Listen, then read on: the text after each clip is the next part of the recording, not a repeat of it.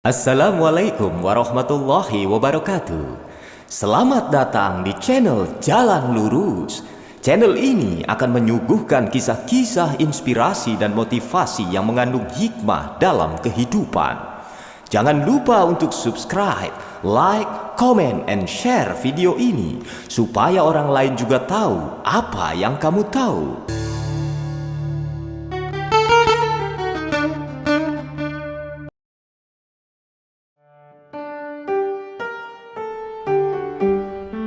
Seorang cendekia yang alim dan bijak serta terkenal kutu buku sepertinya baru menyadari bahwa rambutnya kini sudah sangat panjang dan tidak beraturan. Apalagi besok akan ada kelas mengajar, pertemuan tatap muka langsung dengan murid-muridnya untuk pertama kalinya setelah sekian bulan sekolah diliburkan. Maka diputuskan dia harus pergi ke tempat tukang cukur sekarang juga, mumpung hari belum senja. Lalu segera ia mengambil kuda besinya dan langsung meluncur ke tempat tukang cukur terdekat, tempat dia biasa mencukur. Setelah sampai di sana, rupanya tempat cukurnya sudah tutup. Dan setelah bertanya ke beberapa orang, ditunjukkan arah menuju ke tempat tukang cukur yang baru.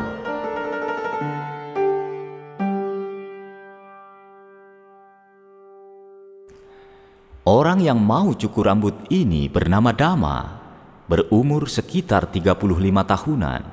Dia mengajar untuk ilmu tentang penghayatan kehidupan dengan banyak memiliki murid-murid dari berbagai kalangan disiplin ilmu.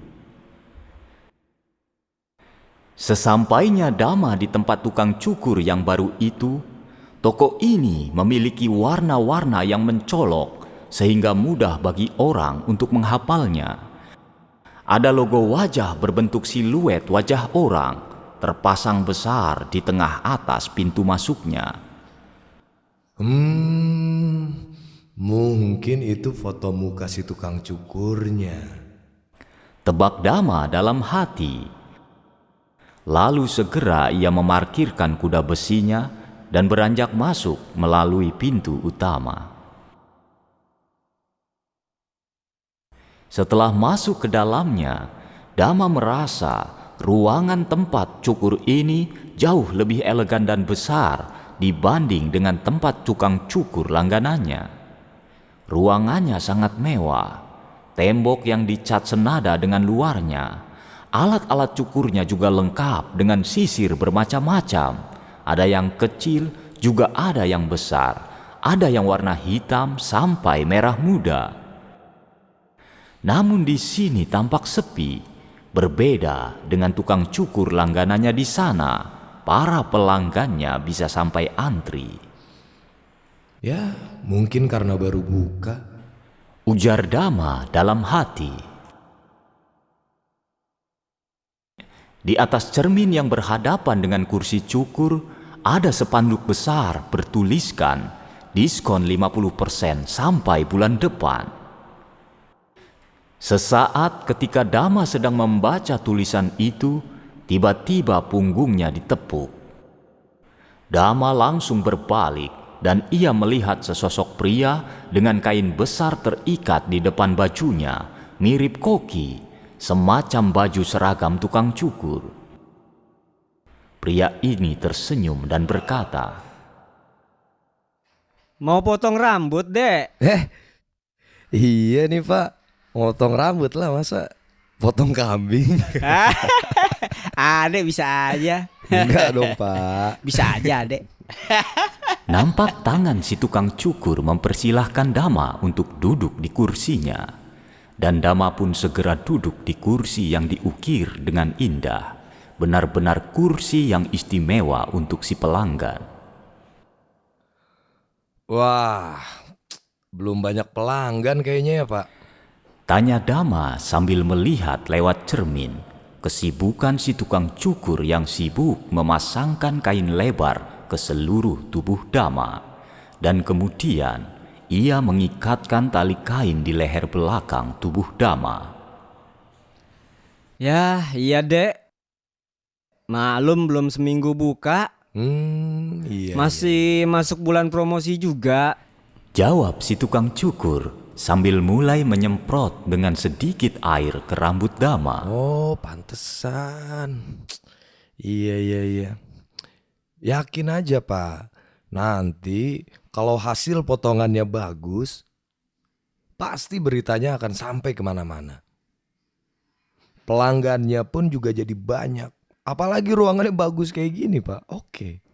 Ya, kalau saya itu kerja jadi tukang cukur itu sudah tahunan. Cuma ya baru sekarang ini pindah ke sini. Ya, jadi orang baru lagi. Ya, sengaja bentuk ruangannya saya bikin jadi banyak pernak-pernik. Ya, agar bisa memikat hati orang begitu. Oh iya, ngomong-ngomong, Adek mau potong bentuk yang bagaimana nih? Di sini nih ada 3 gaya bentuk rambut loh. Nah itu bisa dilihat itu ada contoh lukisannya dek. Tangan tukang cukur itu menunjuk ke arah 3 buah lukisan. Di sana ada 3 gaya pangkasan rambut yang berbeda.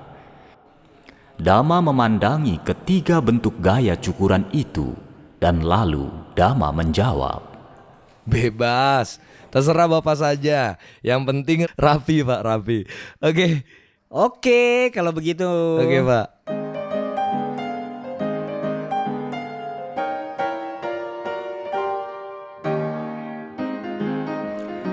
Kemudian, sebilah gunting mulai dimainkan oleh si tukang cukur. Kres, memotong bagian rambut Dama yang dianggapnya tidak teratur. Semoga nanti hasilnya itu saya jamin Adek pasti suka deh.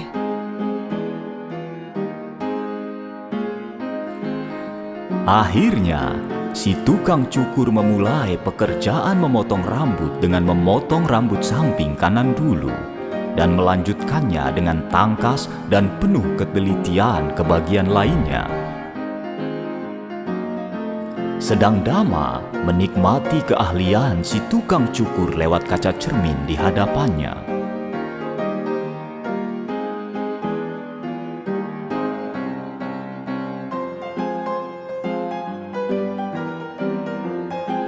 Tiba-tiba, tukang cukur itu berucap, memecahkan keheningan.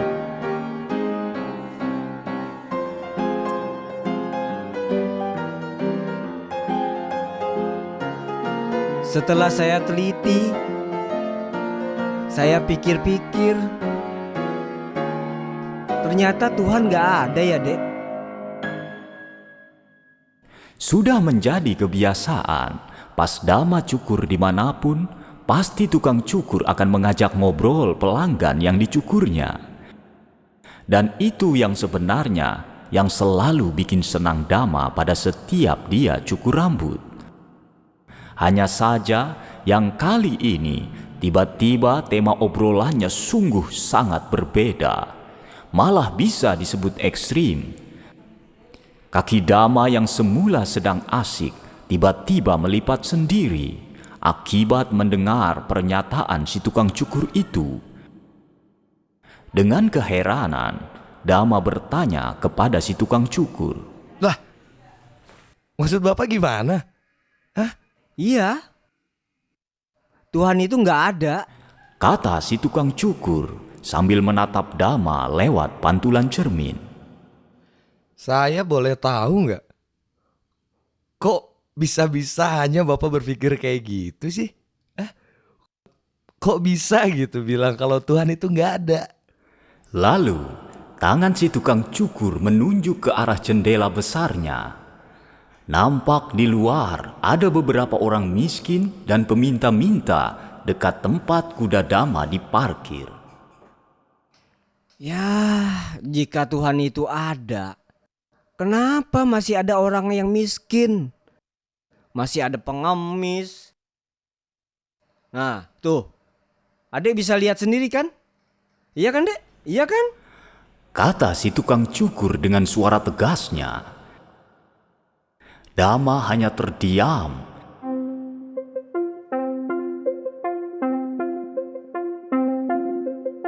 Dia hanya diam sambil melihat raut wajah si tukang cukur. Apakah ini asli pernyataan dia, ataukah si tukang cukur itu sedang bercanda? Dan setelah diamati, Dama berkesimpulan bahwa pernyataan si tukang cukur itu memang asli. Dama pun diam-diam memutar otak untuk mencari jawaban yang tepat kepada si tukang cukur.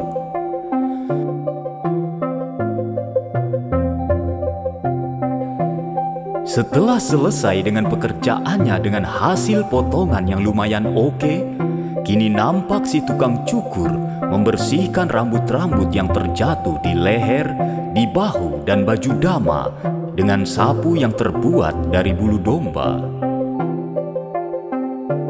Sekarang rambut Dama pun tampak rapi, dan setelah Dama membayar dengan 1.000 dirham, Dama pun keluar dari tempat tukang cukur rambut itu. Baru saja Dama menutup pintu utama keluar, Dama sepertinya mendapatkan ide untuk menjawab pertanyaan tukang cukur yang mengatakan bahwa Tuhan tidak ada. Hati kecil Dama berkata berkali-kali, "Tuhan itu ada, Tuhan itu ada." Demikian kata hati kecil Dama membantah. Dama langsung masuk lagi ke tempat tukang cukur itu dan langsung berkata tegas kepada si tukang cukur. Pak, tahu nggak Pak? Setelah saya pikir-pikir, saya teliti, ternyata tukang cukur itu nggak ada, Pak. Mendengar kata-kata yang diucapkan oleh Dama, nampak tukang cukur itu kaget. Mata si tukang cukur itu melotot ke arah Dama. Lah, ya adalah. Rambut Ade sekarang jadi rapi. Dari yang awalnya amburadul. Terus siapa yang nyukur? Setan. Kan saya yang nyukur. Kata si tukang cukur itu mengulang-ulang dengan nada sewot. Dama kini tidak menjawab ujaran si tukang cukur. Dama hanya menggenggam tangan si tukang cukur dan lalu membawanya keluar gedung tempat cukurnya. Dama kemudian menunjuk ke arah orang-orang yang rambutnya tidak rapi. Lihat tuh Pak, lihat. Nah, tuh. Masih banyak kan orang yang rambutnya panjang dan tidak rapi. Itu buktinya. Ah, itu tuh. Ah, itu juga tuh. Kalau tukang cukur itu ada, pasti rambut mereka tidak kriwel-kriwel amburadul kayak gitu, Pak. Tukang cukur itu pun tertawa, kemudian ia menjawab. Ah, itu kan salah dia sendiri. Kenapa dia tidak datang cari tukang cukur? Kalau dia datang ke tempat saya, pasti rambutnya rapi. Gak ada tuh yang kriwil-kriwil, amburadul. Ya itu salah dia, bukan salah saya. Kemudian Dama menjawab dengan tenang kepada si tukang cukur itu. Nah, berarti itu juga membuktikan bahwa Tuhan itu ada, Pak. Coba Bapak bayangin ya. Orang yang hidupnya miskin, menderita, dan lainnya itu mau aja mendekat ke Tuhan. Pasti hidup mereka akan tenang, damai, dan sejahtera, Pak. Salah mereka sendiri tidak mau mendekat kepada Tuhan. Bener juga ya, Dek. Tapi boleh gak saya nanya satu pertanyaan, Dek? Silakan, Pak. Gini, Dek. Ada orang yang sudah mendekat sama Tuhan, tapi kok gak kaya-kaya ya, Dek? Itu kenapa? Gini, Pak. Tapi mohon maaf nih sebelumnya. Mohon maaf, saya bukan yang ngajarin loh ini. Ingat, kekayaan sebenarnya adalah kebahagiaan di hati, Pak. Kalau mendekat kepada Tuhan, hatinya pasti akan bahagia. Itu pasti, saya jamin. Bapak pernah dengar gak nih? Jadi ada orang kaya yang hatinya gelisah terus setiap hari. Pernah gak? Pernah dong. Pernah. Itu coba pikirin, Pak. Iya sih. Oke. Ya sudah. Saya senang Bapak sudah mengerti. Sekarang saya pamit dulu ya, Pak. Assalamualaikum. Iya. Dama pun menepuk pundak tukang cukur itu dan ia bergegas menuju pulang. Dama kemudian menaiki segera kuda besinya dan dengan satu hentakan, kuda besi itu sudah cepat meninggalkan tempat tukang cukur itu.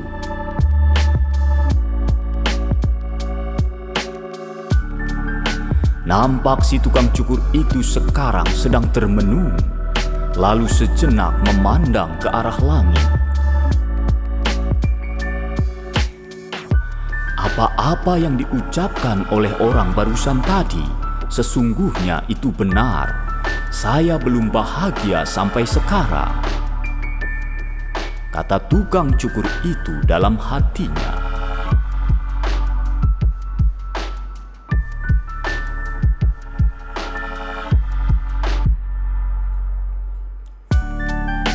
Demikianlah kisah ini. Semoga menjadi hikmah bagi siapapun yang mendengarkannya.